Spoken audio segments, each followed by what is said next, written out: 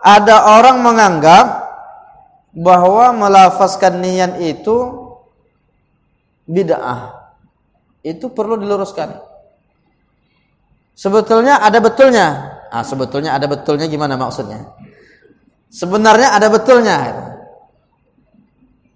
Apa betulnya? Itu pendapat mazhab Hanafi yang mengatakan melafazkan niat itu bid'ah, mazhab Hanafi.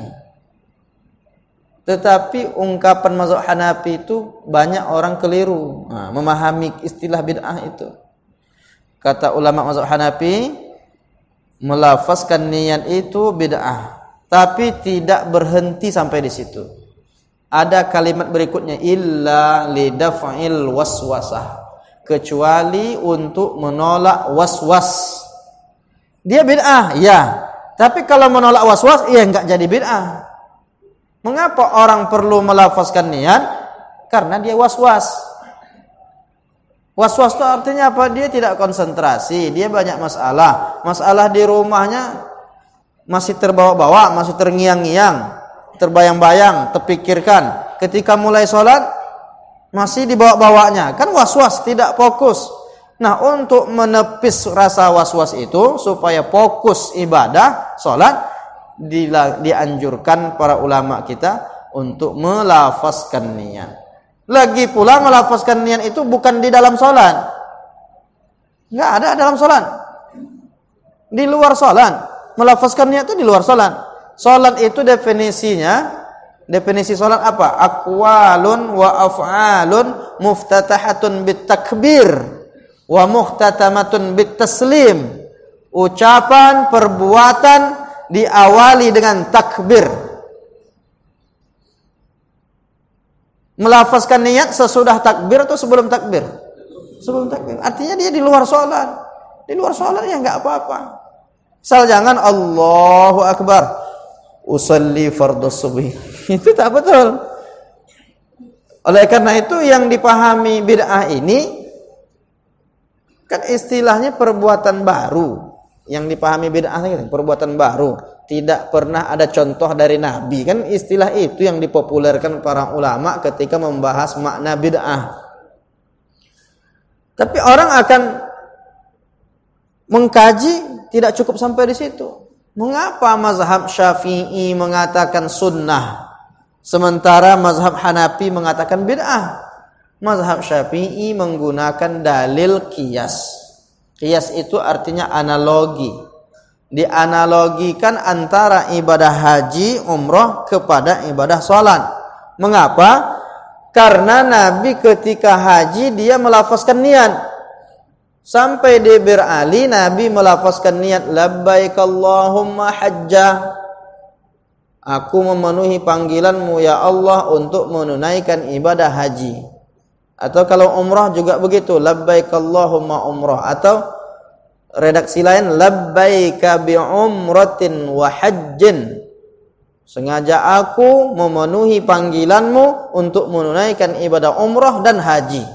Lalu dikiaskan oleh ulama mazhab Syafi'i, kalau ibadah haji dan umrah boleh melafazkan niat dan bahkan dipraktekkan Nabi, berarti kan boleh. Berarti untuk sholat juga boleh. Qiyas itu syarat apa? Sama-sama dia levelnya. Apakah sama level sholat? Sama-sama rukun Islam. Sholat sama haji, rukun Islam. Kalau haji melafazkan niat, berarti sholat juga boleh melafazkan niat. Itu dalil mazhab Syafi'i. Tidak bisa. Artinya kita ditakdirkan hari ini tak pakai imfokus. Tapi insya Allah masih bisa konsentrasi. Jangan ada rasa was-was. Kalau rasa was-was tak konsentrasi, tak fokus, maka kita fokus. Kenapa orang mau sholat itu ada rasa was-was? Karena banyak nonton was-was. Ibu-ibu biasanya nonton was-was. Bapak ada juga yang nonton was-was. Jadi kalau terlalu banyak nonton was-was itu bawa-bawa tuh, mau sholat hilang akal, nggak fokus. Nah, maka hilangkan was-was dengan cara apa? Melafazkan niat. Dan itu bukan satu dua ulama yang mengatakan. Misalnya pendapat Syekh Zakaria Al-Ansari. Itu disebut wan nutqu bil manwiyyi qabla takbir.